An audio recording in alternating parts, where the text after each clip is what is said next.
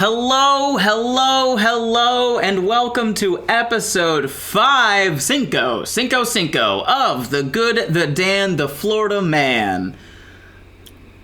Yay. Hi, I'm Ryan. I'm the good. I'm trying my best, but I'm bad at reading cues for what I'm supposed to. Oh my gosh, it's so early. Okay. And I'm Daniel, the Dan. Okay, yeah, we had to make sure that you were the Dan. Yeah, just to make sure. Just to double check. And hi, my name is Ben. I'm the Florida Man, because I live in Florida and other reasons. We're gonna get that intro down one day. Someday. Not today, but no, not today.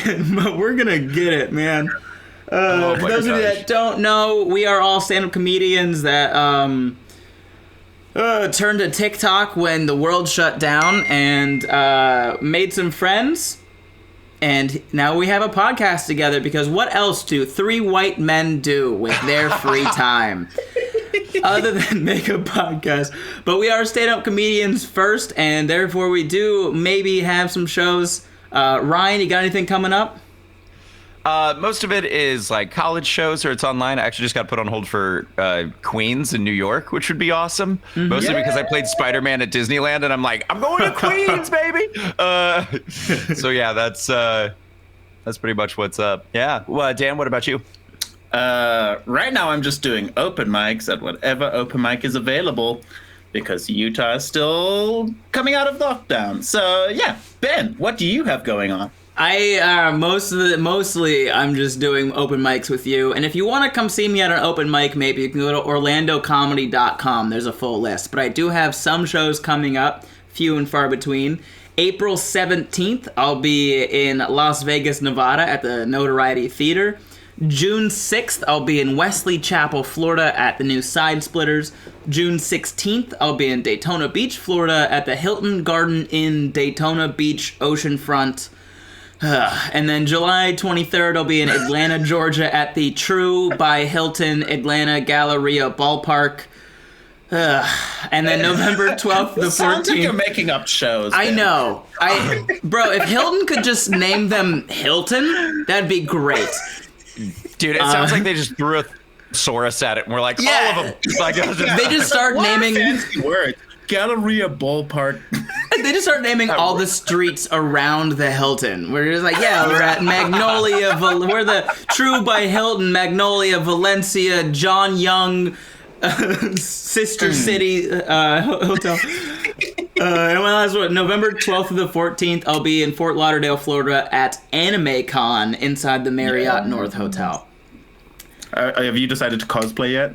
What your cosplay is? I think I might just cosplay as myself. Oh, okay. I think I'm gonna pay somebody to turn one of my sketches into an anime, and then I'm gonna cosplay myself. I'm gonna be Florida.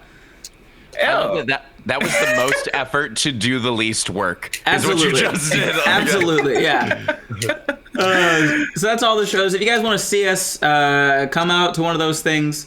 With that being said, anything interesting happened this week for you, Ryan? Like, I don't know why, but like the last 4 days, everything has gone wrong, but in like a kind of a funny way. I mean, it could be anything from like I couldn't get like the top off of like my like alcohol shaker. I don't bartend. I did. You just have an alcohol shaker?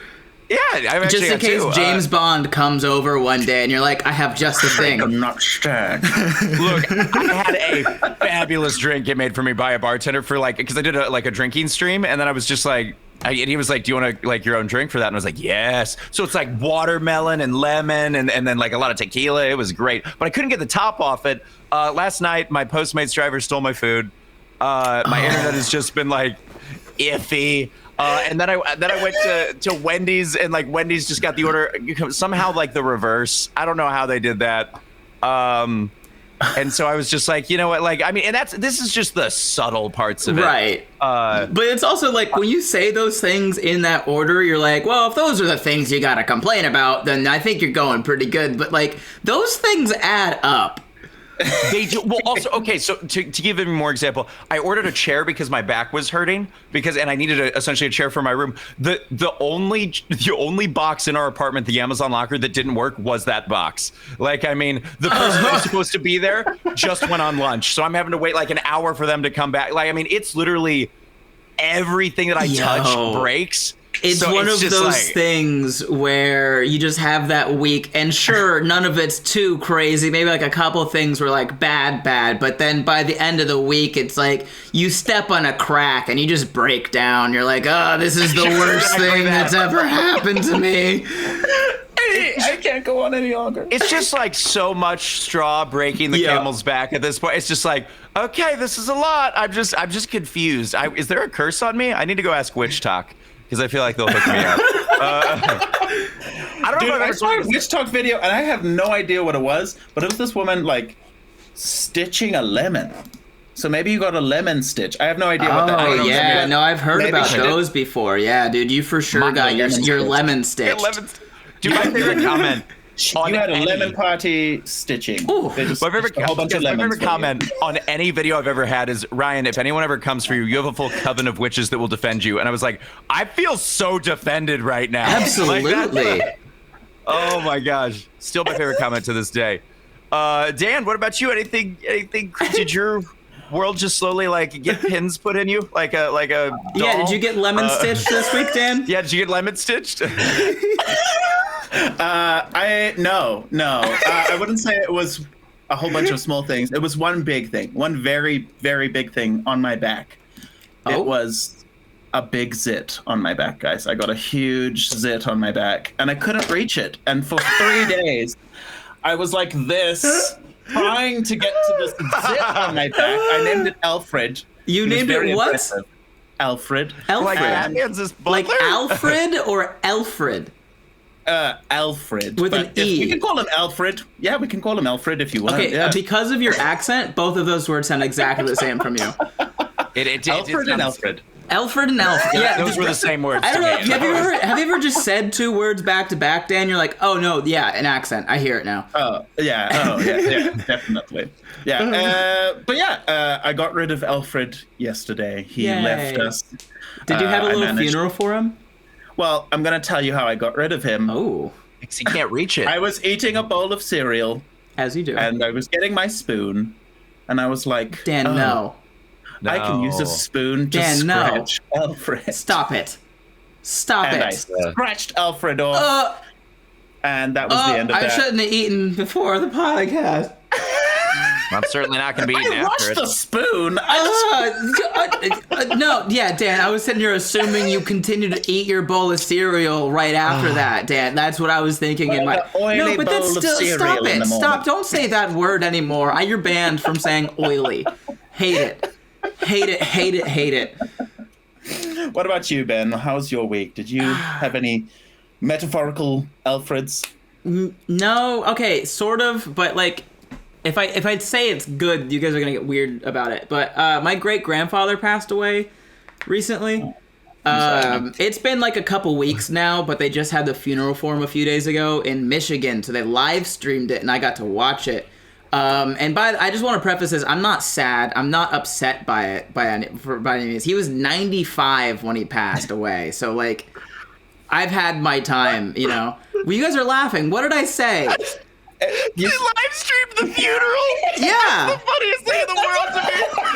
I just pictured it like how TikTok is live streamed. Like, hey guys, welcome to the funeral for my great grandfather. Bro, I wish, dude. Oh my gosh. I just love the fact that, like, did he get more views than me? Is my question. Definitely like, you know what I mean? not. It was just me watching it. Like that was. It was even sadder. I know. Well, there were people in there. There were people in the church, but it was like in this church in Michigan. They had just like a camera from 1987, just like up in the corner, looking down, and you couldn't really even see the coffin, and you couldn't really see the crowd. It was just like you could see the guy speaking at the podium, and like the feet of the coffin, and like 3 people in the front row, and that's all you could see in this video. And I was watching it, I'm like, this is the most boring funeral I've ever seen in my life. Oh my god! And like I know they're not.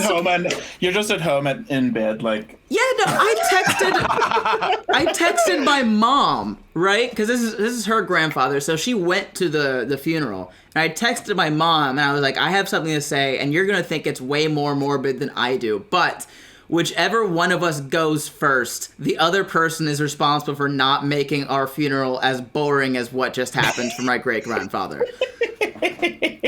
Oh my god, I love that. Well, also, like, is this the sad future of funerals? It's just like, all right, no one gets up. It's just, it's the morning, opens up my laptop. I'm not wearing pants, and then I get to see Nana get put in the ground. Like, that's not. Oh my gosh. Yeah. People think that they did that. Bears. People think they did that because it was COVID. They did it just because it was in Michigan. Nobody wanted to go. As someone who's lived there, it depends on what part of Michigan, but yes, that is definitely a thing. My mom did text back, though. It took her 24 hours to respond to that text, but she said, no worries, I'll hire clowns. In happier news, I do want to tell this quick story about my great-grandfather. This is the best story about my great-grandpa ever. I put it out on TikTok and Twitter, so people have seen it before. But my great-grandfather was a baller. Figuratively, not literally. Like he bowled perfect games up until his like 70s, so he was a bowler, but he wasn't a baller.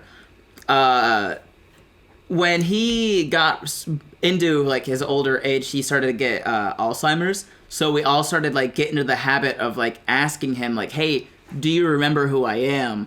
before starting a conversation with him. But because he was a straight G, he caught on real quick. Like, he was lucid enough when we asked him that for him to be like, I'm going to mess with them. I'm totally going to get him for this. And so one year, my grandpa, his son, walks up and goes, hey, Dad, do you remember who I am? My great-grandfather goes, well, one of my sons, I assume. He's only got one son. And so my grandpa responds by going, how many sons do you have, Dad? And my great-grandfather goes, oh, I don't know. I was a mailman for a long time, you know. Oh my gosh. And he said this on Christmas in front of a bunch of family, including his second wife, who, by the way, is the sister of his first wife. Okay, I've got a question there. Was it divorce Only or one? was it death? It was, how did he end up with the second one? So the first wife passed away, and the sister was like, I'll comfort you. That's weirdly biblical. That's like, just like... Yeah. My great-grandfather I don't know why, is... that was better than the other one. Bible times. Man, he was a great-great-grandpa. Yeah, he died at 950. He was like Adam a or baller, dude. He was great. I want to see that HBO show. I love that. At Christmas. In a couple other things, let's see, March 30th, we're recording this on April 3rd, so March 30th, just a few days ago, was my full 1-year anniversary of doing my sketches at the table. Nice. Yeah. Yay! And I live streamed every single episode from March 30th, 2020 until March 30th, 2021 in order on YouTube, and it took 7 hours. Wow. Yeah. Wow. And a lot of people watched with me. Like, I was averaging like 600 people for the entire 7 hours. It was amazing. You guys, my fans are awesome. You guys are awesome. And then one last weird thing. I was interviewed for the New York Times a few days ago. And before you respond, it was not for my sketches. They're writing an article about Bill Nye the Science Guy. And I had commented something on one of his videos, and this woman saw my comment, saw the blue check mark, and was like, I'm going to interview him for this Bill Nye article in the New York Times. Yes! So yes! I got interviewed for the New York Times as a fan of Bill Nye. Yes! I don't know, bro. There's something in the air this week for me, man. Like, everything that's happened, whether good or bad, has just been a little bit weird. Yep. Yeah. Yep. And Wow. I don't know when the Twilight article's Zone. coming out, but like, it's Bill Nye. That's amazing. I'm Were excited you guys for big it. fans of Bill Nye growing up? Yeah. I didn't actually grow up with Bill Nye, so I only became a fan in my later years, like 5 years. I went to school with his nephew.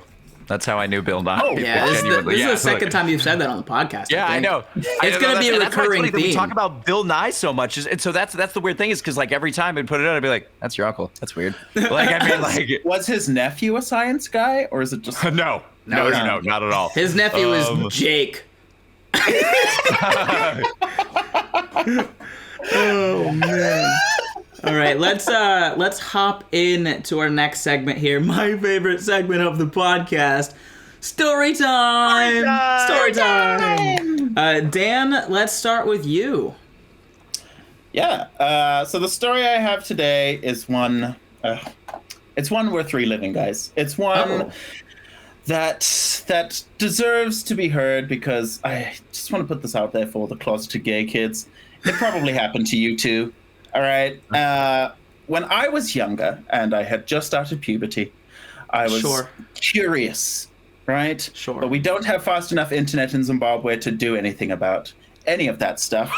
So I decided to go on worried the about internet. the direction of the I story. promise it's not going.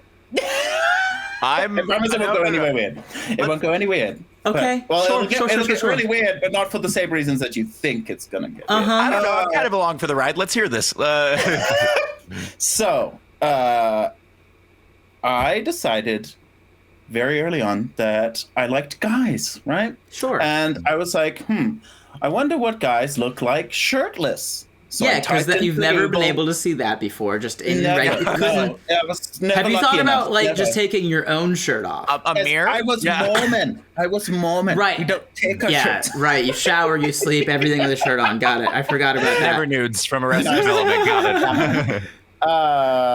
So I typed in shirtless men into Google, and and then happy times, right? It was just like, okay, cool, that's great. Abs are fantastic. Yeah, absolutely. But as I did this, my sister barged into the room, and so being the cool, calm, collected guy that I was, I unplugged the entire computer. Absolutely. Absolutely. Which one is less suspicious? The guy who slams his laptop when someone walks in, or the guy that unplugs the entire computer? Anyway, so my sister's like, dude, why are you acting so shady? And I was like, I'm not shady, I'm straight. And Like those are the two options, bro. If you're not straight, dude, you're shady. Like you're as the kids say. Why are you acting so sus right now, Dan? why so sus? Oh my God! You go down anyway. among us like that. Carry on. So my sister being the normal person she was, plugged the computer back in and was like, dude, what were you doing on here? And I was like, nothing. I wasn't doing anything. Fashion. Unfortunately, this was the moment where I realized that search history is the thing. And so she went into damn. search history. And she discovered found- hotshirtlessdudes.com. It was just shirtless men. It was just shirtless men. .com. That's all it said. So Google she's images. like, Daniel, why are you looking at shirtless men? And this is true, and I'm ashamed to say it, but I was trying to think of an excuse, and I was like, what is like the straightest thing that I can say to my sister to make her feel like I am straight?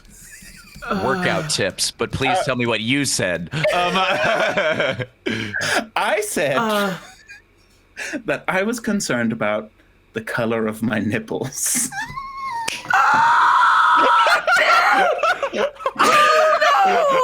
They're just like a little bit purplish, I think. I don't know. Like, I looked in the mirror and I was like, I don't know, is that a lump? And then I looked closer. No, it's just discoloration. Apparently, my ideal shade of lipstick is a purple brown. Did you say lipstick? I think it was nipstick. What's going on here? Like, oh my God. And so that's my story time for this week. No, it's not over. It's not over because I have questions. How did she respond? Was she like, "Oh, let me see"? Was she a good sister? Like, I'll tell you. No, she definitely. Well, this is the thing. First, she asked me if I was. She was just like, "Okay, besides that, are you gay?" And I was like, No. I was looking at the shades of nipples. Yeah. I needed to know what nipples shades. And she's like, couldn't help but notice you didn't type in shades of nipples on Google. You typed in shirtless men. I just couldn't help. I'm sorry. That was just like a broad thing that I noticed there. Yeah, I feel like she was just. Yeah, I feel like she could definitely see through the lie immediately, especially because I unplugged the computer immediately too. Right. But it all added up to her being like, okay, well, if that's what you say it is, then I guess you're straight, maybe. And I was like, yeah, I've convinced her. There's 0% chance. Just super heterosexual, but super afraid of my nipple discoloration. It's a super straight concern, okay? Oh my god. Straight men are concerned about a broad spectrum of things, including nipple color, for sure, is what I read on Twitter. Oh my god. Yeah, top 10 things when I wake up on there is like, are my areolas the right color? Like, I mean, Ryan, have you ever been like caught looking something up before? Yeah. No? No, I don't think I have. No, I've been caught playing RuneScape too late at night. I mean, that's what I've been caught doing. More embarrassing, for sure. Oh, it's way more embarrassing. But I have a RuneScape account, so... The one time my dad caught me reading at like 3 a.m, I was reading the Hunger Games trilogies at the time. And he caught me reading and he was like, do I tell him not to stop reading? This is the first time I've seen him reading. Go to bed. Okay. You got one? I do. Okay, here's the thing. I got caught at one point. This is a weird get caught moment, but I got caught at like 5 a.m. like playing. We were trying to do a Nazi zombies Easter egg on like one of the old maps, and it was glitching and things like that. But I'm literally sitting in my room, just in my underwear, sweating because my room was so hot. And my mom opens up the door, and it's just me, just sweating. And I'm talking, like I'm on the mic, and I'm just like. And I knew she was going to say something like, go to bed, or like, what are you doing? I was just like, I can't, like, I said something to the effect of, I just turned to her and just went, I'm sweating right now. And then she just, and that was like, she just like looked at me like I was a horror monster and closed the door. She's like, yeah, Ryan, I can tell. What? And then she went up to your dad and she went, your son is being weird right now. It's so strange. It was taking us 4 hours to get that Easter egg, and we did get it, but it was just... She walked into the thick condensation of your bedroom, like, I'm sweating right now. She's like, is this Florida? This is gross. She opened up the Amazon, and it was like, oh. Yeah, you were saying? I didn't get caught, but it was one of those things where they found the search history afterward. And I was up in Tennessee. I was at like a family member's house or whatever, and we didn't really have like computers or anything at home, so I just I had the internet when I was there, and I had heard about, and I don't know if it exists anymore. You might be able to look it up. It was the game Asteroids, but it was boobs instead of asteroids. Yep. Oh my god. And I think it was called like Boobs in Space is what it was called. So I was probably like 11, 12 years old. I was curious. I was like, all right, boobsinspace.com, played Boob Asteroid for probably like an hour, set a high score. It was great. And then I was done. I was like done with this. Click, close out of it. And then I just went about my day, and then, like, the next day, like, one of the adults had to pull me and, like, the other children that were, like, around all day. They were like, hey, who did this? Like, who went on the computer and just, like, imagine just, like, your oldest, most sternest, like, aunt or, like, uncle standing in front of you and going, which one of you went on my computer and typed in boobs in space? Oh my gosh. And of course, all of us were like, what? No, we wouldn't. Who would And do? secretly, you'd all been alternating. Yeah, we'd all like just everyone had played it. Yeah. We were just like, oh no, that's a weird. Oh, who would Who go? was designing boobs in space as a kid? Straight men, Dan. Honestly, like Dan, this was a game designed by 16-year-olds for 12-year-olds. You know what I mean? Like that's what this game was. Oh my gosh. Someone learned like Java just to program. Absolutely. Absolutely. Oh, no question. And here's like, I'm sure you guys can tell, I'm not like a smart person. I'm like, I'm dumb smart. That's what it was. Somebody asked on TikTok the other day. It was like, tell me you're dumb smart without telling me you're dumb smart. And this is like, that's one example. I'm like an idiot savant that's heavy on the idiot. Like that. I'm an idiot. Savant. I was grounded in 3rd grade for winning a poetry competition. What? Yeah, so hear me out, right? Because winning the poetry competition, that's the savant part. Like, yeah, in the 3rd grade. This was a school-wide. This was like kindergarten through 5th grade. So I beat out the whole school in this poetry competition, and that is the savant part. The idiot part is the fact that I wrote it about my mother. Yeah. And my mom's name is Shelley, and I wrote a poem called Shouting Shelley. Oh no. No. Oh, also known as I've got troubles at home. Yeah. Like, I mean that. But like, oh my gosh. At the time, my 3rd grade teacher read it and was like, "Yeah, this is amazing." At no point was she like, "Should I call home?" Right? Yeah. Is this okay? I was like the Dr. Seuss of being afraid of my own mother. Like that was where I was. My God. I wrote this poem called Shouting Shelley, and I won the competition. And because I won it, they had this like awards banquet kind of thing near the end of the year where I had to read the poem in front of the school with all, like, everyone's parents were there too. It was like an event. And when they told me that at 8 years old, I was like, I'm going to be sick that day. I can't come in. And my parents were like, why? No, bro, you're not sick. Like, stop. And I was like, I'm going to miss the bus. And they're like, we're driving you. Like, I couldn't get out. I was 8. I had no good excuse to avoid this. Yeah. What do you have to do? You know what I mean? Man. Sorry, Mom and Dad. I have a date that day, I think. Maybe. I'm not, like, I can't. Your parents are like, a banquet, we're going. Yeah, basically. Right. They were like, oh, a chance to be proud of one of our children. Yes, please. We're not going to get many more of these. They didn't know that at the time, but like they weren't gonna get many more. So they came and they sat front row because it was like VIP seat. It was like any kid that had to like get a thing was like their parents sat up front. And so I, at 8 years old in 3rd grade, had to stand up on a podium in front of the school, look my mother in the eyes, and read to her a poem called Shouting Shelley. I'm just picturing you picking up the mic and being like, I'd like to dedicate this to my mother. Shouting Shelley. Bro, I wish that I was like shaking. I was like, I don't know if I should do this. And like people were like, yeah, you got it. Like keep going, yeah.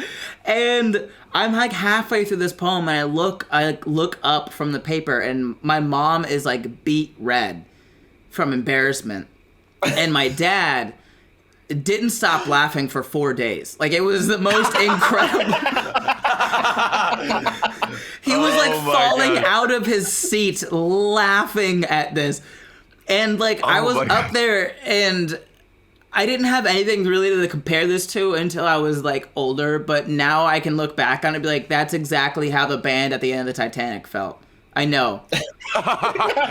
Yeah, they were up there going, yeah, we're going down for this, but we're going to keep playing. But yeah, like, might as well see how it ends. We're going to finish this song for sure. And it gets worse. No. Yes. Does it? Yes, right. You'd think He started playing boob game on stage. I pulled out a laptop and I hooked it up to the projector. I typed the boobs in space. I set the high score in front of the whole school. People are cheering. It's like an NFL game. Like, they're like, oh, that's why Shelly is shouting. Right. We get it now. Everybody becomes Team Shelly at that point. I finished the poem. People clapped. They loved it. They were like, this is amazing. Yeah, no, that should have won. Look at the alliteration, the rhyme scheme, everything. It was great. And then my parents had to come up on stage with me to accept the award that I got for winning this poetry competition. And I was hiding behind my father. It was me, my dad, and my mom standing up there, not looking like a cohesive family at all. Like, my dad was stifling a laugh. My mom was angry, like noticeably angry, and I was hiding. And people were like, should we call someone? Like, this doesn't... And then... This was an obvious cry for help, but carry on. Like, nobody knew what my parents' names were, so they just thought it was a poem, you know? Right. Until the woman that was giving out the award read on the piece of paper on the podium, up on stage with Ben to accept his award, are his two loving parents, Roger and Shaq. Why did you do this? oh my God. And like the collective, like, it was like an episode of Maury at that point. Like the whole crowd was like, oh no. But it was all in slow motion because like I couldn't be bothered to notice time passing at that moment. The woman from the podium just looks me dead in the eyes and just goes, why? Oh, she's asking the 8-year-old. She's Like, asking I don't know me? why is Shelly yelling. Why is Shelly yelling so much? I was like, I don't She know. throws you under the bus. She's like, I was like, I don't know. I want to go home. How about that? Like, let me go home. And we had to sit there for the rest of the ceremony. Me, my mom, and my dad in the front row of this thing, just standing there.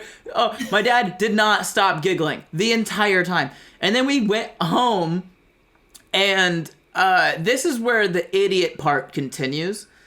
Because, like, at this point in the story, Savant, right? I've won a poetry competition. Savant, 8 years old, public speaking, right?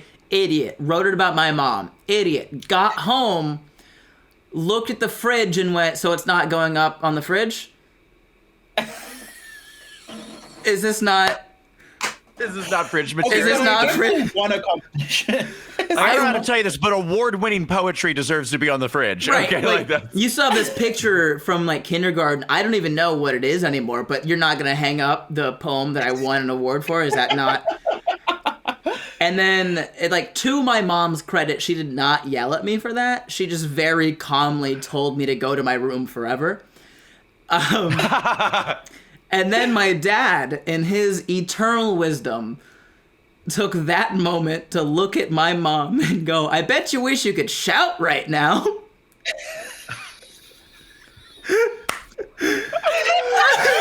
Oh my God. Your dad is the MVP. They got divorced next week. Like, We really? no, they didn't get divorced that next week. But they did get divorced, but obviously, but it wasn't Did you like write a that. poem about that? I'd love to hear that. Okay, Yeah, so right. here's the deal. I did. Wait, for real? I'm gonna find it. Whoa. Oh. We're gonna get the My. divorce poem? Yeah. So I didn't write a poem about the divorce.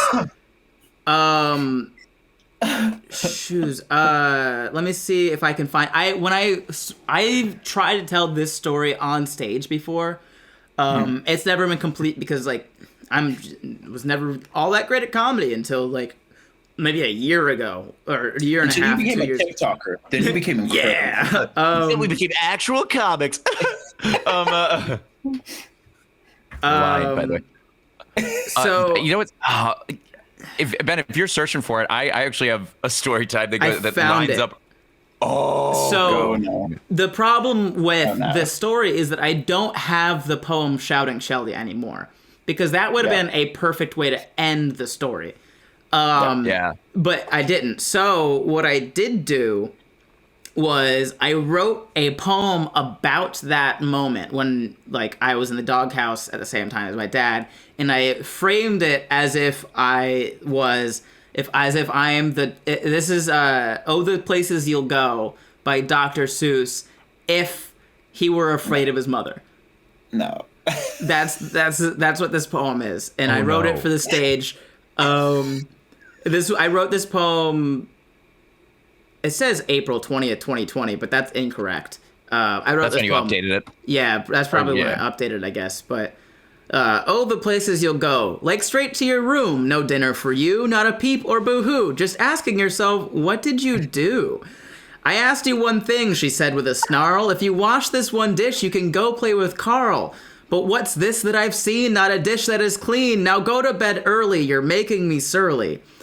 Oh, the places you'll go, like to the doghouse with Bo. There's a knock on the door, and wouldn't you know, your dad has come in. Your numbers, they grow.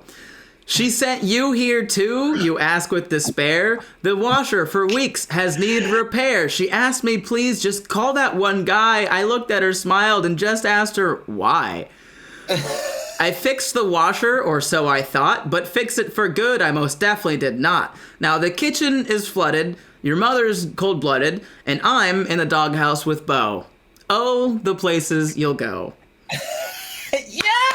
Oh my gosh. I want that to, Ben, I want that to be your ringtone for like my phone. It's just like just me reading that poem. Oh my gosh, it's like, yes. There we go. Oh my gosh. That's incredible. Okay, weird thing. Like as far as like banquet, like school things, I've got a oh my gosh. Okay, I also embarrassed my parents horrifically on TV. Oh. So when I was younger, I did this class. It was called Cotillion, which is like where you like go to be like fancy. Sure. Which is weird because I'm from Missouri, and not only that, but I was raised in a place called St. Clair, Missouri, for like the first 5 years of my life, it's less like Missouri, which is like hello, how you doing, and more like ding ding ding ding ding. We had a Missouri pet steer. is not hello, how you doing. It's St. Louis is. Hello. St. Louis, I guess. Yeah, but Missouri. Yeah, St. Louis is pretty neutral. Missouri is kind of like, hey, y'all. Well, that's the thing. It's Missouri and then it's Missouri. And there are two definitely different states there. And then there's sometimes it's misery. Well, no, it's all that. It's all but that's the umbrella. But yeah, so like we had like at one point they had like it was like 10 dogs and 23 cats because the pets would just show up and they just live on this farm. Like, if your parents ever said that your parents had 10 dogs and 23 cats. My grandparents did. Yeah. Okay. For some reason, that makes way more sense. I don't know why. But it does, right? But like you said grandparents, and I was like, yeah. Oh, okay. Yeah, I'm surprised there weren't sheep and goats and stuff, but okay. There were. Okay. And a 2-ton steer named Spunky. He was a bull. He had 6 foot. It was a 6 foot like horned Guernsey bull, but he was neutered God because he was Spunky. A pet. Right? Yeah, he's a good boy. A little less spunky when he's yeah. No kidding. But I am.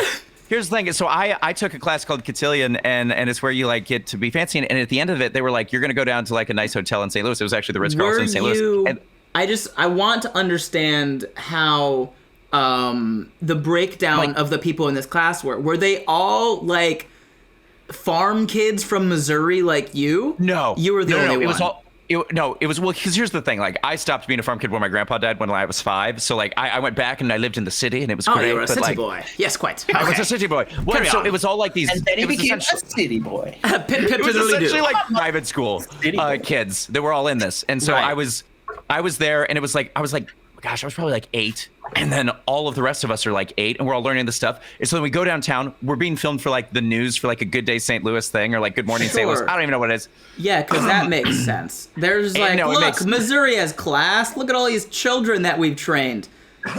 Yeah, right. And all the people are standing on they're standing on the other side of the news camera, just like with spray bottles, like, you better not.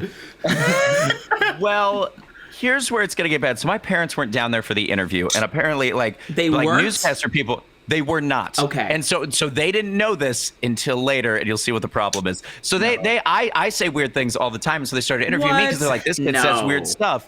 I know. Oh God, isn't that such a news reporter move? They're like, let's find the weirdest person and put them on the news. And they started polling the audience. They're like, okay, which one of you is going to say the darndest thing right now? And everyone's like, oh no, it's Ryan. It's Ryan for sure. It's Ryan. Yeah. You got to go. Yeah, I want to know what you were doing beforehand for them to be like, that's the weird kid. That's the weird one. No, I think they that one. He didn't have just pants started on, interviewing yeah. me normally. They just started interviewing me normally, and then what happened is they go, so do your parents like care about like does your they kind of asked the question of like which parent cares about like you being polite and things like that, and I was like, they go, is it your mom? And I go, nah, not really. Like she doesn't care. And my dad just really wants me to go out for sports, so really none of them care. And I was like, so I just and your parents at home sound like the biggest Hoosiers ever, and then I get back home, and then they're recording it to be like, "Oh, look, he's on TV. This is cute." How proud and then of our they get to that son we are. question, and my mom's like, "You just made us look like we don't care," because I said essentially, my mom only cares if I get good grades, and my dad just really wants me to do sports, and I do, and pretty much I was just like. And none of them care about this. But like at the time, dude, every nuclear family in America was like, "Yep, that's our dynamic." Yeah. Every How like relatable. yeah, I mean, it was relatable. It was growing up. Most people were like, "My mom wants me to get good grades," and my dad's like, "You should be the quarterback of the football team. Screw Blake." Like we don't love him. Like when I was playing soccer, my dad didn't understand soccer at all, but he loved sports. My mom would say things like, "Let's go have fun, win the game." She was competitive too, but she was like, "Yeah, you're gonna be, pass, move, all that stuff." My dad was like, "Take the ball, run all the way down the field with the ball, score." This is you. This is your time. This is your moment. Team sport, never heard of it. Like he's like, once a game, just try it, go. That was my aunts were infamous in Zimbabwe for being very loud at rugby games, but like the kind of loud that was like crazy. Like they'd be like, "Screw them! Get the ball and tackle them! Defeat them!" Like they were infamously loud for that sort of stuff. And my mom particularly. So I had a very reverse situation. My dad was fantastic. like, Sharon. I love that my mom would be dynamic, like dude. standing up and was like, I love that dynamic, my guy. Like that's very much like you heard my story last week about falling down at a track meet and how my dad was just the loudest person there. I imagine that's your aunt's. So I, by the way, have just one thing that I feel like needs to be part of this story time. It's kind of an updated like the last. I am single again, which is a good thing. Yay. But I'm on a date. Yeah, you guys know more. But I'm back on dating apps, and guys, I ran into a girl whose name, I kid you not, was Nazi. Nazi. No. Nazi. What? And No. here's the thing. No. I want to hear me out. Hear me out. No. Because you guys know I'm Jewish. Right. And I can just feel No. like my ancestors that died in the Holocaust looking down on me like, get revenge for us. No. You know what I mean? Like, but like, yes. But yes. But yes, but no. Like Every part of me wants you to swipe right. Every single part of me. Oh, we already did. I'm waiting on the response at this point. So did you match? No, not yet. I haven't checked today. Oh no! check it. I hope so though, just to be like, you know what, this one's for us. You know, we're gonna like you bruise us, he bruise you. Like this is oh no! Emotionally. I needed to make a Hebrews pun, and it came out in the worst way possible. And I was like.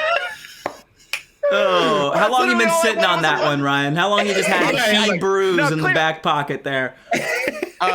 Honestly, the song that I heard in my head was from the Chicken Little soundtrack, and I regret saying, gosh, because I was just like, I needed a Hebrews joke. It was either that or I was going to make a Jewish pun, but I went with Hebrews, and honestly, the worst version. We still love you just a little bit less. Like, that's all. Oh my gosh. Throughout the course of this story time, we have added a new section of this podcast because Ryan is a really big history buff. Okay, so we're adding a section called Ridiculous History with Ryan. Ridiculous And- history with Ryan. Ryan, I have a quick question. How much of you adding this is because you have a degree in history and you feel like it's useless? I actually don't have a degree in history. I thought you believe did. it or not. I've got A degree in a Civil bachelor's. War history. But I wish. No, I have a bachelor's in business with a concentration in marketing. I've got a bachelor's in international relations with a concentration in counterterror, and I have a master's in business administration with a concentration in homeland security. So Ben is a liar. I so I mean, could don't get me have swore. Did you like minor in Civil War history? I mean, essentially, like my international just relations from group is Civil Missouri, war, so- counterterror, and ethnic conflict. So yeah. So I mean, like, if you want to know about like genocide, I'm your guy. Like, No, that's good. I'm all good, No? my dude. I also really like history too, so I might add some stories in here. I love love history. that. If you guys couldn't tell by the type of content that I put out all the time, but so today's episode of Ridiculous History with Ryan just says Big Bird. Yeah, so here's the thing. Let's talk about space and NASA.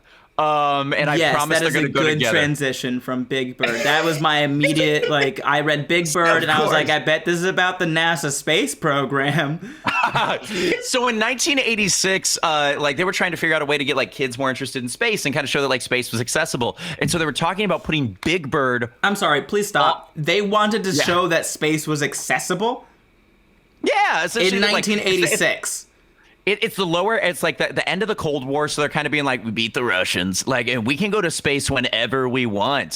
So It's gonna lying get to wilder. children never stops, is what I'm hearing. No.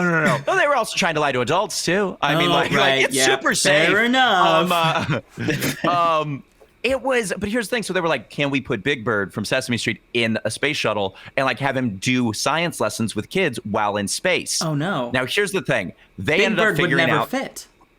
that's what the problem was. Is they were like, Big Bird doesn't fit, so we can't do I it. hate that So that's we're gonna actually send- the problem. I was hoping No, it that's would be just- like, no, he had a conflict of interest. He had to be on Sesame Street at 7, but the flight left at 8. Like, Yeah, it he just couldn't get wasn't on gonna. set. It's not yeah. that like we don't want to train a child actor or like an actor to go into space. It's like the costume's The just costume's too too tall. big, yeah. Well, it was too tall, and also it had too many like parts on it that could like get in like circulation systems and like break. So they were like, no, we can't do that. But here's the problem, guys: is this was 1986, which means that the one that it was going to go up in. Oh, no. So instead, they sent a science teacher. Oh no! Oh Well, no! yeah. No! It should have been Big Bird. Yeah, It should have was been the Big Bird. Challenger. So it exploded on takeoff, meaning though that in like a very slight alternate reality, there is a version of this that like Big Bird is Bird. killed in the space race, and that's like the darkest but mildly like. Can you like? Do you understand that we almost lost a Sesame Street character trying to beat the Russians? That's insane. That's crazy. We would have gone right back to war with Russia. Physical combative war. If Big Bird blew up in space and we blamed it on the Russians, there would be an entire generation of super soldiers ready to take over Russia, and none of them would be over 4 feet tall. They can't lift a rifle, but boy, can they team up and get your knees. Like, that's just where... They're just gonna hoth you, just like circling, drop 'em, boys. Like, I mean, you brought this up. It's like a very... It's not even that much of a different alternate reality. But I believe in the infinite universe theory, because it makes life way more interesting if you do. And if you guys don't know... way more fun. Do you guys know what the infinite universe theory is? Yes. Yeah, but yeah. It's Yeah, so basically, for anyone that's not Ryan or Dan and listening right now, the infinite universe theory is this idea that there is an infinite number of universes out there for an infinite number of possibilities. Like, there's a universe out there that's exactly like the one that we're currently living in, but, you know, the only difference is it's Youth Pastor Dan and Ryan Bam Bam. Ryan Bam Bam. Yeah, like there's the idea is that there's an infinite number of universes for the infinite number of possibilities, and it does make life more fun to think about this sometimes. But it also makes life kind of boring because I'm big into math and stuff, so it because it's infinite, it is statistically impossible for us to be living in like for us to be living in a universe without superpowers. Because there's technically an infinite number of universes where everyone has superpowers. So it's like My Hero Academia? So it's a statistical anomaly for us to be living in a universe without superpowers when you think about it that way. Oh my gosh. Which means, like, statistically, it's impossible for us to be living in the most boring universe. But, like, here we are.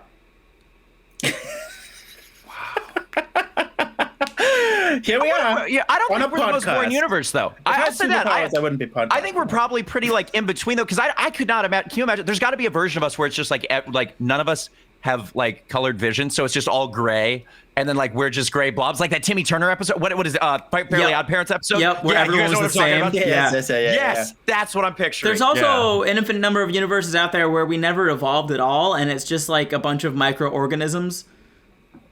That sounds so less stressful. Yeah. No thoughts, feelings, emotions. Just don't have to deal with Postmates people stealing your dinner or anything like that, right? Oh man. Oh my gosh. Ryan, is that the full history lesson for today? That is the full history lesson. In 1986, Big Bird almost went on the Challenger. Yeah. Crazy. Silly question for the day. Where is the strangest place you've, quote unquote, used the bathroom? Relieved yourself? I can tell you the best. Oh, that's a weird thing that you just have in the back of your mind. This is the best place I've ever used the bathroom. No, I used to live. So I lived in like a terrible place, but it was I lived in a sunroom in Michigan during the winter when I went to school up there. So that's like it's 3 walls are just windows, right? And it's like it snows 9 months out of the year pretty much. And I'm sitting there and I'm like, well, this isn't fun. But I had a door that led to the outside, and so in the middle of the night, like if I had to pee, I'd just open the door and I'd just be able to pee out the back. Like it's so satisfying. So absolutely. Fully covered. I mean, the best. Absolutely. I had a sun porch when I was living in Daytona Beach. So 3 walls were all windows, but it was Daytona Beach, Florida, so it was constant like 99 degrees in there. Oh gosh. Yep. You know wow, we had reverse pain for that one. Yeah. Dan, what about you?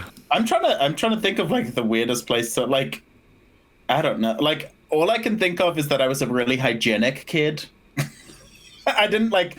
I'm the type of person that will hold it in until you get okay. Okay, this is this is real. I had to fly from Zimbabwe to America to come visit our dad's family the one time. From South Africa, please don't finish the story. I think you're about to finish the story. Colorado. All the way to Denver, Colorado, I held it in. Dan. I don't know how. Dan. I don't know how I physically got through it. Dan, that's not healthy. But I was dizzy. You're not supposed to. Yeah, I'm sure you are. I know you're not supposed to. Why didn't you just go on the plane? I get this. The reason I did it was because I was too embarrassed to go on the plane. And then on the first plane. Then it got to the second plane and I was like, maybe I should risk it. And I was like, Daniel, you've been holding it in for at least 10 hours. The competitor in you came out. Well, it was like what will happen on this plane if I release 10 hours worth of this stuff? I'll tell you what will happen, Dan. Nothing will happen. You'll pee, and then you'll go and sit down, and nobody will say anything about it for the rest of human history. Yep. But as a 14-year-old kid, I was very, very nervous about it. Well, I was just concerned about how people would perceive me, and it's like everyone uses the bathroom. How did I not I don't know. It was just so weird. That's such a weird thing because as a kid, for me, I wasn't even aware people perceived me at all. I just didn't exist. I was like, yeah, I'm around, but my goal, and still kind of to this day, my goal as a human being is to just kind of be around, but in a way where after I leave, people just kind of go was he real? Did you guys see or hear? Are we all making this up right now? Did the Hollywood of Florida walk through, or did he just what happened? I don't know. I want in 10 years after I go visit people, I want several people to just get together and be like, hey, remember like 10 years ago, there was just this child that came up, gave us life advice, and then left, like disappeared. Did I dream this? Did you guys, you were there for that, and everyone's like, no, dude, I don't remember that at all. And I just, like, my existence drives people insane. I would love that. Honestly. I would love to be visited by 14-year-old Ben giving me life advice. Like randomly, like being like, ooh. Yeah, I just walk up and be like, actually, Rubik's Cubes can be solved with algorithms, and you can just go on YouTube, look them up, and memorize them. You can solve Rubik's Cube, or you can just take the stickers off, put them in the right order, and just do that and tell your friends that you can do it. And I would walk away, and you'd be like, where did that information come from? Was that ethereal real? little boy brought him? And then I walk through a wall, like I just phase through a wall, and you're like, oh, what? Infinite realities? Yeah. So, Ben, what about you? What about the weirdest place you've used the bathroom? Because that was the weirdest place Dan hasn't, I suppose. Yeah. Forest. This is going to need its own story time, and I'm very well aware of that. But one time, I dropped a deuce in a porta potty in the middle of the Mojave Desert during a war training exercise while being tear gassed. So it's definitely the worst. It's definitely the worst poop I've ever had in my life. But it did happen. Oh my gosh. We're gonna need a story. We don't have time. We don't have time for me to tell you about this, but just like, that's the setup. Yes. Yep. I got That's the gassed next while week dropping thing. a deuce in a porta potty in the desert. Man. So I'm gonna save my questions. But you I have a lot should, of yeah. them. I mean, we'll just so open many. up. We'll open up another document right now, and you guys can just start typing the questions. I'm gonna tell the story as slow as possible because I know every single time I say anything, you're gonna have more questions. And then you're just gonna disappear. How? Do you have a poem about that, though? That's my question. I don't. No, I don't have a poem about that one. I was really upset about it, Places you'll though. go. The places Oh, you'll the go. places you'll go, literally. Yeah. Dan, it is Yes. time for Dan LGBT-Q. for the strangest. LGBTQs. For the states. My LGBTQ for you guys today is one that I'm just curious about. I want to get your opinion on. Sure. Mm-hmm. In your opinion, who is the sexiest man in the world?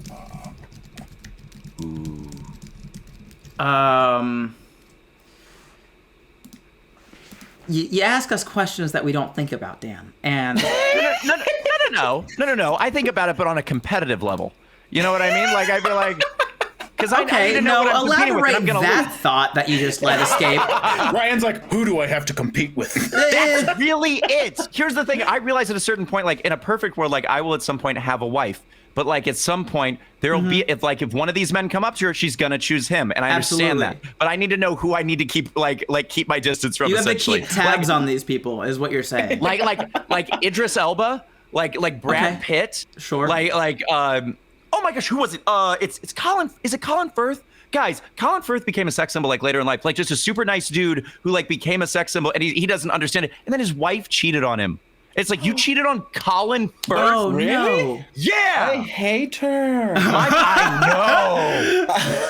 I think it's Colin Firth. Hold on, let me make sure. Because otherwise, we're just hating Colin Firth's wife, who did not. Yeah, wife for cheating on him with a childhood friend. Hers or his? I guess it really doesn't matter, but it does matter. Yeah, hold on. It's way worse if it's his childhood friend. Yeah, So if it's sexy. his, it's game. Double betrayal. His wife of 22 years, by the way. Jesus. Um, If it's his childhood friend, he walks in, looks at her, goes, I'm disappointed, looks at him and goes, et tu, Brute, and then just walks out. It was, oh my gosh. Okay, so this is from something called CNA Lifestyle. I don't know. I can't I'm not going to validify like if this is a good website or not, but this is what it Sure. says. The cause of the split was allegedly an affair from 2015 to 2016 that I cannot pronounce her last name. It's something very Italian. Had with Italian journalist Marco Brancassia, who was a child. So it was her childhood friend. But get this: in 2018, she claimed that her childhood friend Brancassia, the guy she had the affair with, was harassing her. But then the police did the investigation, and it seems like they had already been like together. So it's just like, whoa. That's a crazy So do you story. think? And the guy Marco told Colin everything. So the dude came clean to being like, dude, I was cheating on your wife.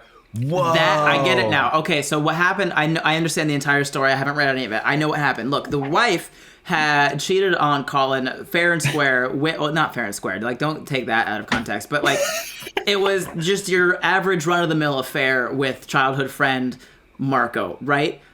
She goes, "This is wrong. We can't be doing this anymore." Marco goes, "No, I like this. This is going to keep happening. If you don't keep coming back, I'm going to tell him everything." And she was like, "Oh no." So she kept doing it until she was like, "I can't do this anymore. Just tell him." And that's how it happened. So it was an affair. She agreed to it. She consented to it. But then after a while, it was no longer a thing. got He pressured, was harassing. Yeah. Yes.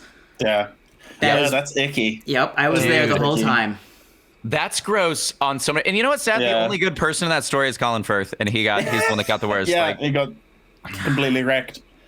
How are you going to do that to just Colin Firth. He's Colin Mr. Darcy. Firth. Isn't he Mr. Darcy? Yeah, I believe he's Yeah. Mr. Darcy. Mr. Darcy. He's literally perfect. I will say maybe he gets that as karma because I had to sit through the longest Pride and Prejudice version of my entire life several different times in my life. So there's part of me that's like, yeah, Colin Firth. No! And then there's part of me that watches The King's Speech and Bridget Jones' Diary, So and I'm like, oh, come on. Yeah. Yeah. It's King's just Speech for is Pride and fantastic. Prejudice that I don't enjoy Colin Firth. So that's the only reason I could ever think of hating him. Oh, I do. I do My love Pride and Prejudice, answer- though. Yes. Because like sexiest man in the world, it's a hard bargain. Obviously, there's people like Chris Evans and Liam Hemsworth that are out there that are just like they exist and they're like, yeah, for sure. Yeah. But me personally, Joseph Gordon-Levitt. Absolutely. Hold on, wait. Is this a short guy thing? Is that what I just like? Is that No, if it was like, a short he's- guy thing, I would have said young Tom Cruise. All right. Well, Okay. I don't know if you Which, guys to know be this fair- theory, but it is very common for gay men to date men that look like them. So Ben, are you saying that you Is look that- like Joseph Gordon-Levitt? Is Yeah, that it's a an thing? actual thing. Yeah, a lot of gay guys date dudes that look Wow. exactly like them. That's Interesting. bizarre. Yeah, I think Okay. the term you're looking for is like potentially like, is that like a narcissist thing? Like that's what it sounds all the like. gays are narcissists. Every single one. No, I'm saying it. No, it was just like one of those things. I was watching 500 Days of Summer, right? Which Zoe Days I got of 500 Daves in a summer. 500 Wow, that is a 500 good Days movie. of Summer. It's a song by the Ataris, is the Boys of Summer. The Daves of Summer. And I was watching 500 Days of Summer, which, as we know, is Zoe Deschanel and Joseph Gordon-Levitt. And I was watching it, and I was like, I would make out with both of these people for sure. Yeah. Yeah, I would do it. Yeah. Hey, we love it.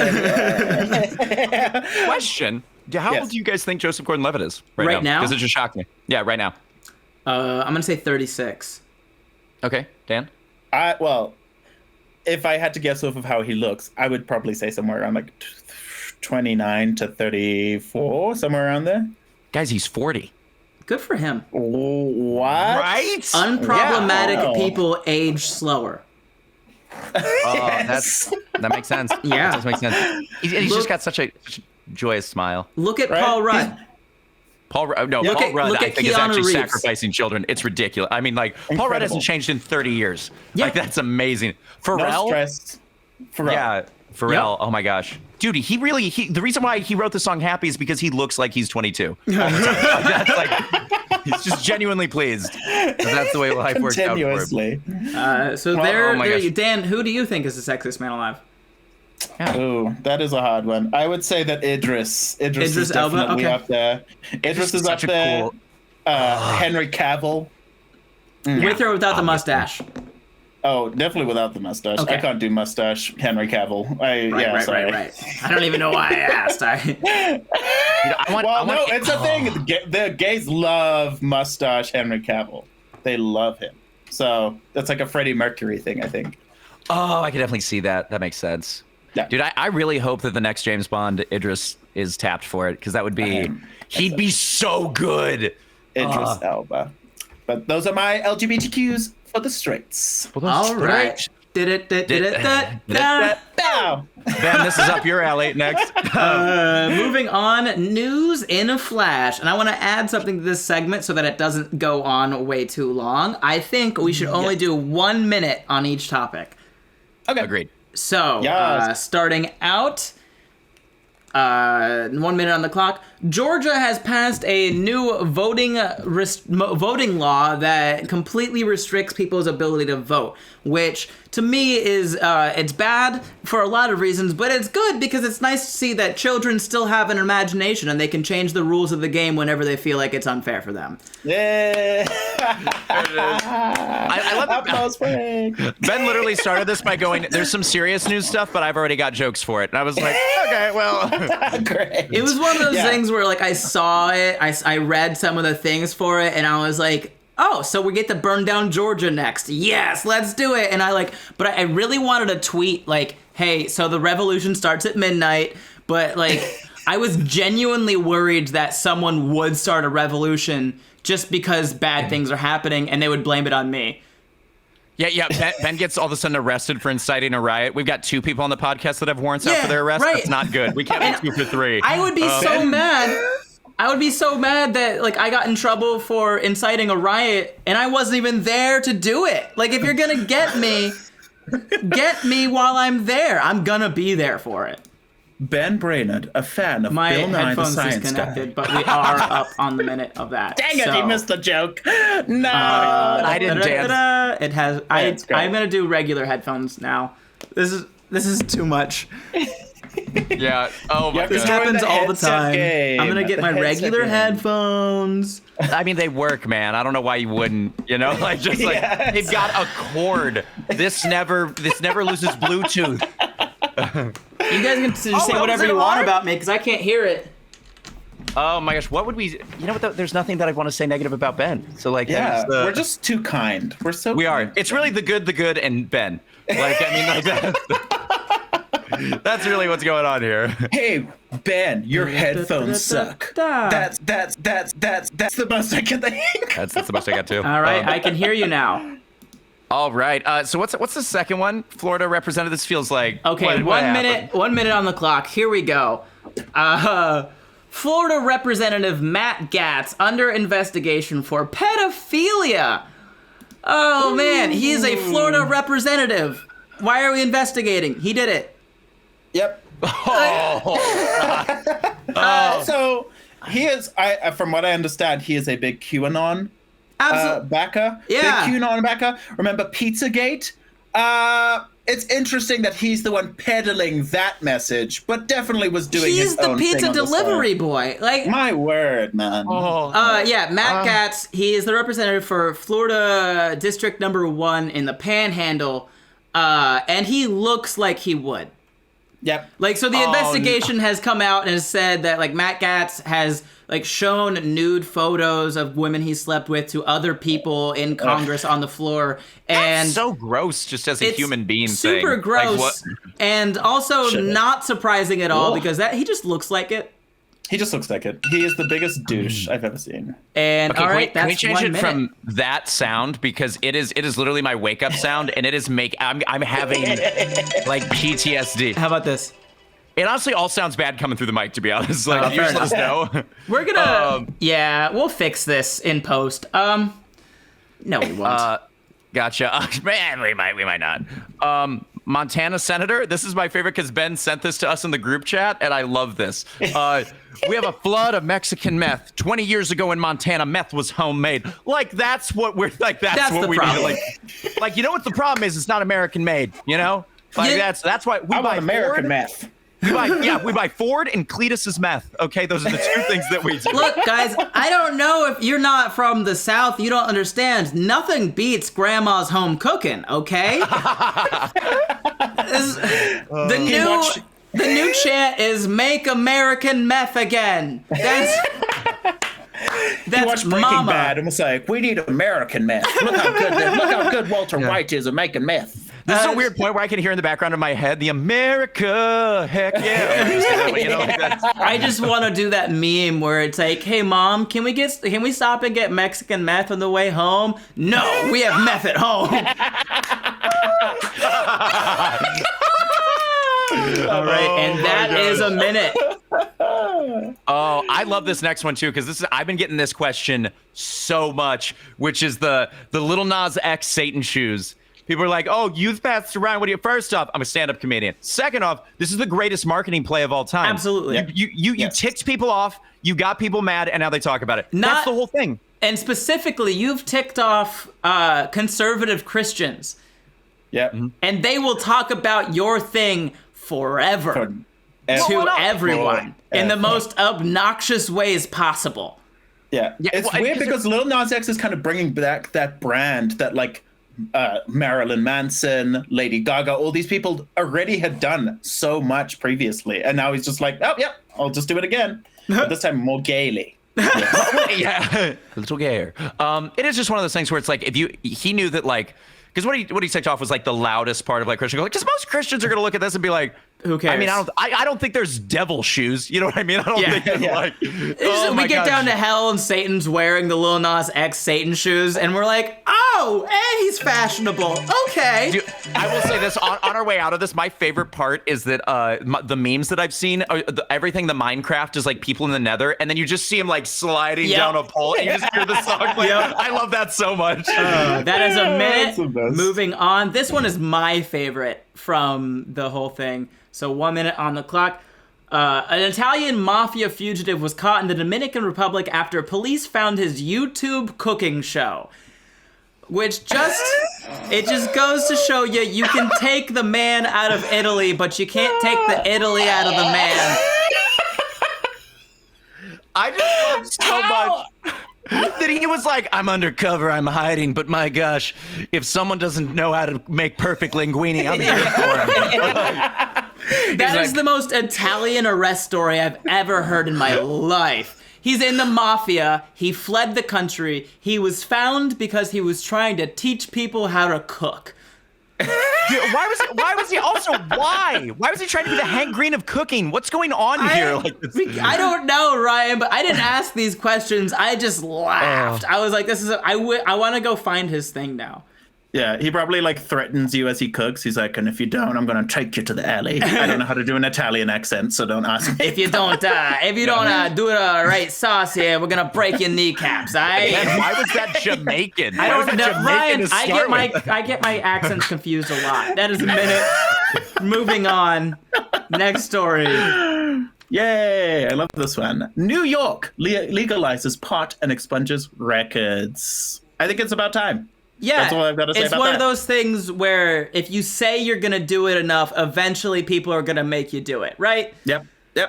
I think John Mulaney's bit on this is perfect. Is just really the idea that like pot is that legalization process where just everyone's kind of like for enough time we just whined about enough, and now the government's like fine, just do it in the house.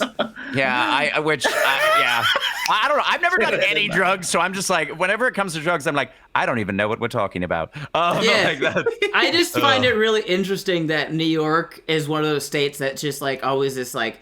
We're the bastion of progressive movement. You know, they have AOC now. And it took them until 2021 to be like, hey, this drug that doesn't do bad things, we should legalize that. Yeah. Well, how about what was it? Wasn't there mayor? Isn't it De Blasio that is like under fire right now for essentially like killing old people pretty much? Cuomo. De Blasio is the old mayor. Cuomo. Gotcha. All yeah. right, and that is always a makes me minute. laugh. It's just like, wow, you He's really. also under fire for sexual assault allegations. Oh, there it also. That always makes me laugh when it's like I am literally this bastion of good things. And then that happens. It's like, are you now? Are you, chief? Yeah. Moving on. 1 minute on the clock. Fox News has been hit with a $1.6 billion lawsuit from Dominion for election fraud claims. There's a couple really fun things in here that I want to try to get to in this minute. Here's the first thing. This is not the first lawsuit Fox News has gotten, and it's not even their first $1 billion lawsuit they've gotten over election fraud claims. They've had 5 over $1 billion for election fraud claims. And from a quote from a Fox spokesperson says, and I like to read it how I imagine he had to read it, which is, Fox News Media is proud of our 2020 election coverage, which stands in the highest tradition of election coverage. And we're gonna, God dang it, man. And then we also have a quote from the MyPillow guy who was being sued as well, who told NBC he was happy about the suit because he felt he had been censored and it gives him a voice. Oh my goodness. I gotta be honest, all of this, like, I don't know if anybody, like, we've all been paying attention to, like, news and things like that. I mean, like, for instance, for me, like, I just read BBC because I try to get, like, world news and things like that. But even then, like, when I read BBC about American stuff, sometimes I'm like, did you do any research? Like they spell things wrong. Yeah. Like they get like states wrong. And I'm just like, it's one of these things where it's like, not to be that guy, but I'm just like, do journalists, like, what do you do at this point? Like, do you just kind of like take a dart, throw it against the wall, and you're like, I'm gonna say this. Yeah. Like, I don't know what's happening. I don't know. It's just so funny to be the MyPillow guy. He's happy about the suit because he felt he had been censored and it gives him a voice. MyPillow guy was shut down. I don't even know who that is. Who is the that? inventor of the MyPillow came out as like this weirdly right-wing conservative dude. Now he has a lawsuit which both makes him feel censored and has a voice. Dude, okay, so first off, his name's Mike Lindell. Second off, you know what hurts is this? He's the CEO and founder of MyPillow. Yep. His net worth is $300 million. Yeah, he's got slapped with a multi-billion-dollar lawsuit.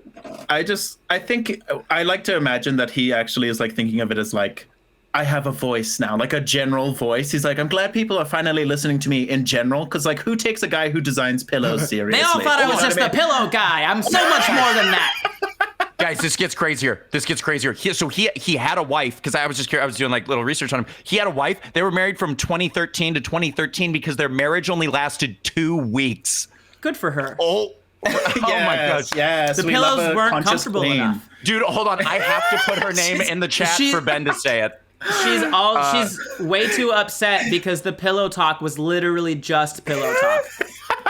You guys see her name? Do you see the name? That was her name. Dallas Yoakum. Oh, wow. And it's spelled Y-O-C-U-M. Dallas Yoakum. Like, that's a tough one. The pillow talk was literally just business for him, and she was sick of it. Right? In 2 weeks. He laid down at night and was like, do I have a voice? And she's like, yes, we're getting a divorce. Moving on, 1 minute on the clock. The Suez Canal has reopened. Hey. Did you guys see that they were drawing like penises? Like the ships that were waiting were just drawing. Like they were like, we got time. Yeah. Like, I love that so much. So they were like, we're bored. I saw a video of a guy describing how he would get the boat unstuck, the Evergreen unstuck from the Suez Canal. And he's like, all right, so you're going to put a winch here on this side, and then you're going to make it go this way, put a little motor over here. You're underestimating the power of these motors. And then you're going to draw a chain down here, other side, opposite direction. You're going to twist the boat like that. Right now, all you're going to do is put 2 Ford Rangers at the end of these chains and yank it. And people are like, is he serious? And people in the comments were like, you underestimate the power of a Ford Ranger. This will absolutely pull a shipping container out. My favorite part about that is that, like, so you called it the Evergreen, which because it's got Evergreen written huge on the side. It's called the Evergiven. It's the company that's Evergreen, but that makes no sense. Like, it is the dumbest looking ship for like name wise, because literally in all caps on the side is Evergreen, and then it's like, it's the Evergiven. It's like, how? We were we were 3 days into it blocking the Suez Canal, and people were like, the Evergiven is still blocking the Suez Canal, and everyone else is like, yeah, that's Evergiven, dude. Like, it's just gonna. Oh, that was a dumb joke. Moving on, that's a minute.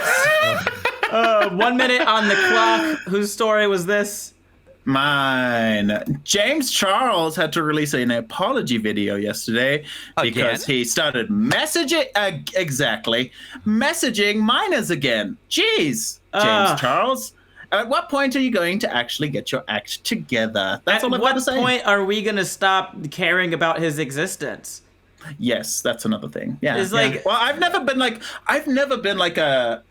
I'll say that for a moment, I was a fan of James Charles, and then all the stuff, like weird drama, consistently on YouTube just kept happening, and now he's just got so much stuff happening. All of this. Another apology. Man, these YouTubers are just going down. You know what we should do? We should start a podcast where we just make fun of YouTubers, and we should put it on YouTube. I don't know, but there won't be any irony involved whatsoever. Not at all. No, but we also will never run out of content because this is the second saga of James Charles. This is an ever-going saga on David Dobrik. We already missed out on the Jake Paul train.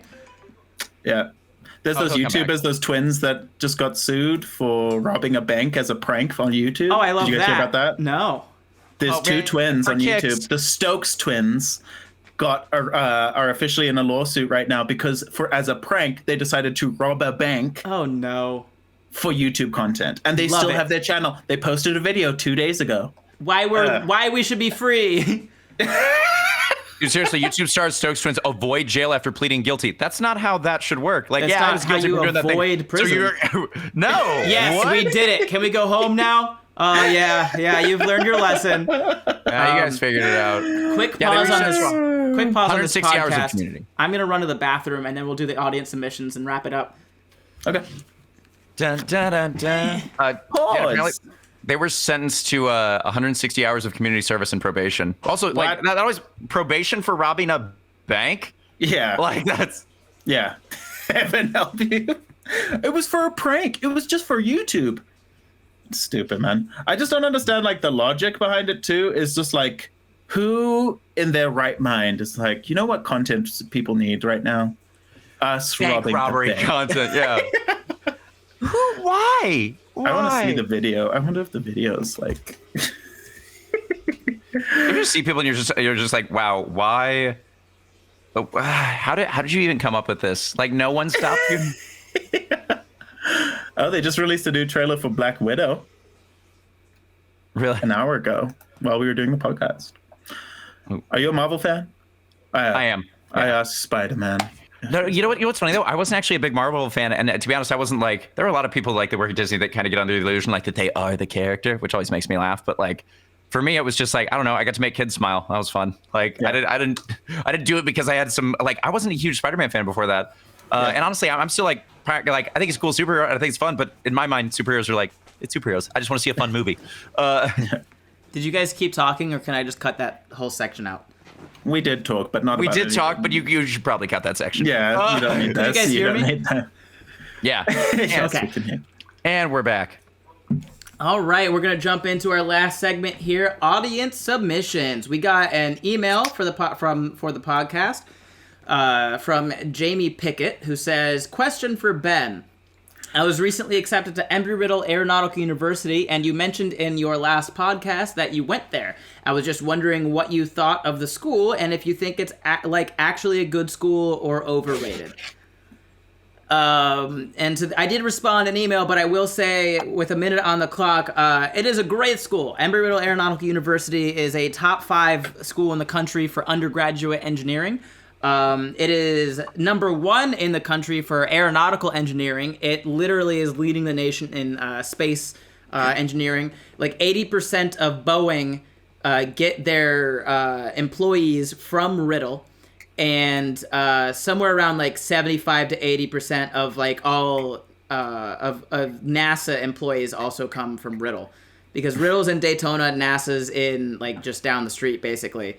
So if that's the kind of thing you want to get, Embry-Riddle is great. There are obviously cons. There's pros and cons to every school. Cons, when I went there several years ago, there was a 6-to-1 guy to girl ratio. There's only like 6,000 students there, and over 5,000 of them were male, which is like bad for the obvious reasons, but it's also bad because it makes it really hard to talk to men too, because they're just like prairie dogs the whole time. Like there's like, oh, is that a woman? Is that Nope, no, a false alarm. Okay, going back to this. But it's a great school if that's what you want to do. You might not get the full quote unquote college experience going there, but you are going to get a really good education. Awesome. I'm going to do 2 minutes for each of these submissions. Okay. And we don't have to take the full 2 minutes, but... Yeah. Cool. All right. Dan, you want to take the next one? Yeah. What is your best advice for starting a podcast? Do it with friends. Yeah. I was just going to say do it. The friends help. The friends help, for sure. Like, I'm happy to be that I'm doing it with you guys, but, like, my advice for literally anything is to just start. Hey, I love how you had to say just start so Nike didn't sue us. Thank you for that. Best advice for starting podcasts. I think another piece of information I would give is structure it. Don't just put out another one of those podcasts that's like, these are my friends and we're talking about stuff. And yeah, that's sort of what ours is like, but we have a structure to it. Yeah. Well, we've also, I mean, we've all talked and we've also looked at each other's lives and been like, wow, this has been fully insane. So like, it's more, it's just chaos is what's happening here. Yeah. I love that word. All right, moving on. Ryan, next question. Your favorite band right now? Mine's AJR. I didn't love most of their new album, but it's growing on me, which came out recently. Yeah, I love AJR. Okay, I'm really big on a couple guys. Lawrence, found them. Look, it's because you love them. It's because you love her, Dan. I have a crush on the sister. It's a brother-sister duo from New York. It's Clyde and Gracie Lawrence, and I may or may not have a crush on Gracie, and it's fine. I'm fine. We're fine. I just want to see how many times we can talk about this during the podcast. It's every single week, and I will not stop saying, because I do. It's not. It's like it's okay, I guess. What about you, Dan? I would say that I don't necessarily have a new band. What I am doing right now is listening to a lot of the XX and Arctic Monkeys old stuff, and it's just great. Okay. It's just fantastic. Nice. So, yeah, that's my favorite band. Do you know any good or local underground bands, in fact, because of it? I can't go outside right now. I don't know any local people. Like, I mean, I'm trying to think of yes, ones, yeah. I do. There's a band from Orlando, and I don't know if they're still around, but you can look them up. They have stuff on Spotify. Look up Raspberry Pi Music. They're really good. They're a little funk band. Douglas Horn, Ryan Goodwin, and their robot drummer Clyde. That's what they say on their thing. They're really good. I love them. And then I also have a friend from high school that is doing his own music right now, and he's really good. I just want to make sure that I'm getting... it's Habe. Habe. If you look up Max Haberman Music, it'll pop up, and he's really good too. nice. Awesome. And he's up in New York now. So that was 2 minutes. Moving on. Ooh, I love this. I love this one. What would be your state's theme song? Oh man, Ben, do you have one for Florida? Because I gotta think real quick for one for Missouri. Yeah, I gotta think. Mine's of one. Maroon 5. Mine's Maroon 5. I am in misery. Like that's it. Yeah, that's just it. Got him. Dan, you can do one for Utah or Zimbabwe. Ooh, I'd say for Utah, it would probably just be a Mormon hymn. The Mormon Tabernacle Choir just going off. Zimbabwe, we actually have one, which is really fun. Well, just in general, our national anthem is like one of the coolest national anthems. If you haven't heard it, listen to the Zimbabwean national anthem. It's incredible. I like how Americans like national anthems are like, big build, this sort of stuff. Ours is like a remix in a lot of ways too. Ours is just like, I don't know how to explain it. Trevor Noah has a great set about the South African one, which is even cooler than the Zimbabwean one. But yeah, that's what I would say. I'm gonna be looking that up. Okay. Florida, hot in here. Yeah. Shorty fire burning on the dance floor. Yeah, Yeah. Oh, for sure. I think California, it would be Happy Pills by the Weathers. Because it's a take my pills and I'm happy all the time. Like it's because it's just it's such a cesspool. There's a song that I really like that I don't think the song itself is a good representation of the state of Florida, but the name of it is. It's by Ballyhoo and it's called "Alcohol Looks Beautiful Tonight," and that's a pretty good representation of Florida too. Oh my gosh. All right, moving on. Next question. The worst or best crowd heckle / response? Like, have you gotten a good response to one? I have one that I can do. I was doing a show in Gainesville, and I do jokes about my size. I say I'm 5'5", 125 pounds, whatever. And there was a woman in the front row, and this is a college crowd. It's in Gainesville. And she yells out, "That sucks," in like a mean kind of way. And then I looked Regina at her. George. Right. And I looked at her and I was like, you know what sucks? I'm getting paid to be here. And nobody's, and you were having to buy your own drinks because nobody wants to buy them for you. And people laughed. They loved it. And then her friend next to her goes, "Stop, she's new in town." And I had to be like, oh, was she, and I'm going to curse here. I'll bleep it out when I do the podcast and post, but, and I looked at her and I was like, oh, was she also a bitch in the other town? Or did she move to Gainesville, realize she could be anything she wanted, and then decided to go with drunk bitch? Oh my gosh. And the girl got up and left to thunderous applause. Oh my gosh. Well, that's the last person that'll ever see live comedy or like that. Like she will never go back to another show. And I hope she doesn't. Yeah. Yeah, no, because don't heckle people. It's just a pain. Yeah. My best heckle response was actually virtually because like honestly, I don't get heckled a lot in real life just because I look soft. It looks like kicking a puppy. People just don't do that. Like so but it was someone commented on one of my videos and it was something to the effect of like Ryan can't prove that he's straight. And I was like, well, and it was a video. It got like 6 million views. It was me just going, well, I could make a video proving that I'm straight, but it wouldn't. I don't think it would last very long on TikTok. And besides, TikTok only films in 60 seconds, and I only talk fast. And that I remember that. Yeah. Yeah, that one. I felt so vindicated when it got like millions and millions of views. I was like, yeah, like that. Dan, do you have one?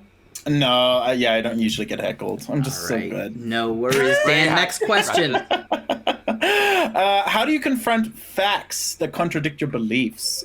Change your beliefs. Like that's Yeah. Yeah. If there's actual facts backing something disproving your belief system, maybe consider not believing it anymore. I don't know. I know this question was probably more directed at me because one, it was asked on my TikTok live, and two, this is the kind of stuff that I deal with in my videos all the time of just like facts versus whatever. And yeah, you guys are absolutely right. Stop believing the thing that you just believed. And if you made a statement about it, you come out and you say, hey man, I was wrong. Whoops. Yeah. Moving forward with this knowledge. But there's also steps you can take to verify facts. Like if you read something and then someone has a contradicting fact and you're just like, well, let me check in. You check into their trust but verify. Go look into their thing and don't just take one document, for example. Take a bunch. Look at one, be like, okay, but this has a left-leaning bias. Okay, this has a right-leaning bias. It's not that difficult to figure out. Ignore emotional language when you're reading articles, stuff like that. But you're actually bringing up a really good point that actually like Harvard did a study on, and it's actually interesting. The first time that we read something, no matter what it says, we believe it instantly, and most people are unable to get out of that. So it's very important to realize that like we're normally very trusting, but you can't be. You really got to like dig into stuff. Verify. Someone brought up, I forget who did this recently, but they were talking to me and they were like, yeah, did you see that article about the Biden administration firing like dozens of employees for past marijuana use? And I was like, I did see that article, and there's a very good reason I'm not talking about it, because that article is crap. Pull it up right now. And then I just destroyed the article. I was like, who's it by? Someone named Sarah? What else has she written? Nothing. Got it. Okay, that's one step. Moving forward. Dozens of employees. Does she have a quote? from any of them? No? Okay. Does she have a list of names? No. Does she say where she got those names from? No. Okay. What does she have quotes by? Anybody that works for the Biden administration? No. Is it just her? Okay. Yeah. Maybe you probably shouldn't believe this article. Then he looked up another article, and it was from a Biden rep going, yeah, 5 people were fired that all had past marijuana use. None of them were fired for past marijuana use. They were all fired because they weren't good enough for the job. And I was like, a weird concept, being fired from a job because you're not doing it right. And they all probably got together and they're like, well, we said we had marijuana in our past. Yes, that's the thing. Yeah. It couldn't have been my fault. Yeah. Like that. Oh, my goodness. Moving on. Ryan, next question. Ooh, if you could live anywhere in the world, where and why? Spain. Okay. Why? I really like soccer. I really like the language. I love Spanish. I don't speak it. I speak it well. What I do know, I speak it well. I love Spanish, and I want to run with the Bulls. I really do. Or run from the Bulls, I guess. great. You can do all that by visiting, not living there. Like, you know what I mean? Like that. And No. Fair. I honestly don't know. To be honest, like, I'd love to go live in Japan for a year, but not. And I was planning on gonna go in there for a couple weeks this year, but Japan's borders were nah. So that's what I'm up to. Dan, what about you?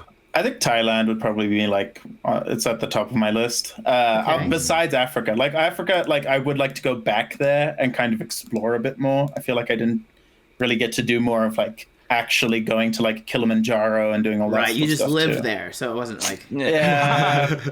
It was just close and convenient. So you were like, I'm not going to do that. Okay. Moving on. Next one is Ryan. What was your favorite moment working for the mouse? As my last day as Spider-Man, I brought in 3 massive pizzas and I went around delivering them to break rooms as Spider-Man screaming, "Pizza time!" Just like in Spider-Man 3. And then at the end of that night, I stayed in the suit longer than I should have, way longer than I should have, because there was Super someone sweaty. who super sweaty. Yeah, sweaty. But yeah, there was a guy that did a paper cutout and it's beautiful of Spider-Man watching the fireworks. And I always thought that was just beautiful. And so I watched the fireworks as Spider-Man. And it was really cool. Oh, man. That is a pretty That's my cool. favorite. Awesome. That's awesome. That is awesome. It was nice. Next question to you, Dan. Why do we have noses? Hank Actually, Green, help us. Like firing from the hip thought is probably to keep us from ingesting poison or figuring out if there are bad gases around. That's probably it. You know what I mean? Why. Okay, Yep. so I have 2. I have a theory, an evolution-based theory, and I have an answer that's wrong. So I think we developed you can figure out which one is probably wrong. We developed noses because we all used to live underwater, and we had to come up with a thing so that we could stick it out of the water to breathe, so that we could stay underwater. And so noses are invented to breathe just above the water. Evolution based, right? Okay, so have you ever noticed that when you get really hungry, your sense of smell increases? No. No. Next time you haven't eaten for a while and you start to get hungry, go for a drive near a part of town with a lot of restaurants. You will smell every restaurant. Your sense of smell, or at least mine, and I know a couple other people that do, your sense of smell will increase, will get stronger as you get hungrier. And I feel like that was an evolutionary thing. When we had to hunt for everything, we would just, as we got hungrier, our noses would pick up and be like, food is that way. Here's my thing, though. I have almost no sense of smell. I've got Except I'm for working Ryan. at 3%. So, which is sad though, because especially this time, during COVID, when it's do you have a sense of smell? It's no, but not for that reason. All the time. Yeah. I feel like there's a universe out there where we don't have noses. Though, Absolutely. so. Infinite number of them, actually. Infinite number. Yep. What are you guys' goals for the year? Survive. And I don't even mean that in a morbid way. I just mean it's another year. Let's get through it, man. Let's get through it. Yeah. Yeah. I just think Well, there's the thing. We don't know because of like the way that the world is operating right now, like what's going to be open, what's going to be happening, what's going to be changing. Honestly, it's just kind of roll with the punches and go for it. Yeah. You know? Like, I want to keep growing. But other than that, like, I don't have anything. Agreed. Dan? I'm in the same boat. Same boat. In the exact same boat. Yep. All right, moving on. What is something that you wish you knew sooner? That I was gay. Okay, yeah, for sure. Because when you're in the closet, like, for sure. You don't know you're gay, but everyone else does. And I just wish someone had told me at some point, like, hey, you're gay. You're gay. Hey, Dan, as someone who's been told that, it's not always the case, though. You don't always love that. Do you want someone to pull you aside and be like, I mean this in a way that's very just the most business way possible. You're so gay. Yeah, because Dan, I've had that exact experience. People that were looking at it like just as a factual part of my life. Ryan, like, you're into men. And it's like, I don't know how to tell you this, but I'm pretty sure I'm not into them. Don't believe me. So I don't, you know. Well, I feel like that. Yeah, I probably would have appreciated it more from the people that like knew me. You know, the people that watched me like watch Project Runway, and they were like, "You can design dresses as a straight man," and I was like, "No, you should have told me. You should have told me." You know what I mean? Oh yeah. And then last question, Ryan. How do you prep for comedy? You know what's funny is most of my stuff, like I just like I've got my hour and I roll with kind of whatever I feel like the audience is, because I actually have about an hour 40, and so I just kind of like roll, like I take in, put in, and I do it all on the fly. Just it's that improv background. It's just fun. Yeah. Short Dan. I used to write out all my sets though, but yeah, not anymore. Yeah, I usually write. I write out whatever sets. Usually, I try to write a new set every single month. That has not been the case with COVID, obviously. So what I want to do is get back into that habit. But that's usually how I do it. Is I try to come up with a set every single month, and then I try to funnel through that. Same thing though, Ryan. Like, once you have enough material, it's so easy to just start like going off with the different sets, combining them, figuring out different combinations. So. See, I have.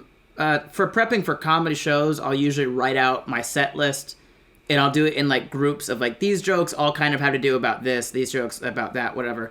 But prepping a new joke is different. So when I have an idea for a joke, I'll kind of have that premise, and as I'm thinking about it, I might just have like a couple tags here and there that I want to work in.